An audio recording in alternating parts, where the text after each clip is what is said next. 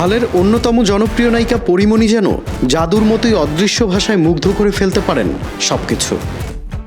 সাম্প্রতিক সময়ে অনুষ্ঠিত একটি ফ্যাশন শোতে ডালিউড কিং শাকিব খানকে বুঁদ করে ফেললেন পরীমণি। কখনো তীব্র আলিঙ্গনে, কখনো আবার হাতে হাত গুজে অসীম ভালোবাসায় আগলে রাখা কোনো প্রিয়জনের মতো।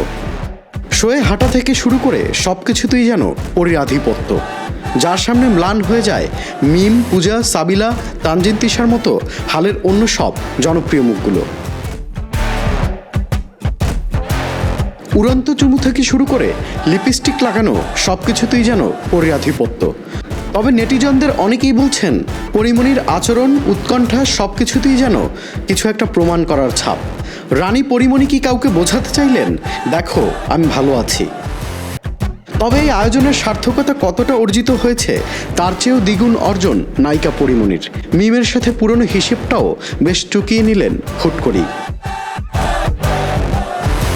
রাজের সাথে মিমকে নিয়ে ভুল বোঝাবুঝির ইঙ্গিত বয়ে বেড়াচ্ছিলেন দুজনেই।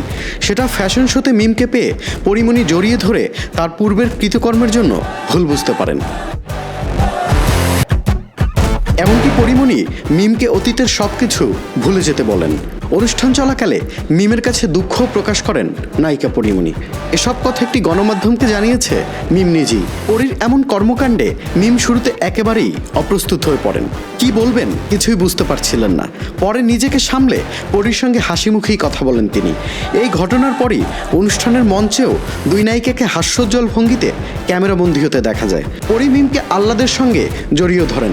তাতে বলাই যায় আয়োজনের সবচেয়ে বেশি সফল হলেন নায়িকা Porimoni. Tanfil Limon, channel I. Walton fridge কিনে অনেকের মতো আপনিও হয়ে যেতে পারেন মিলেনিয়াল। সেরা পণ্যের সেরা অফার।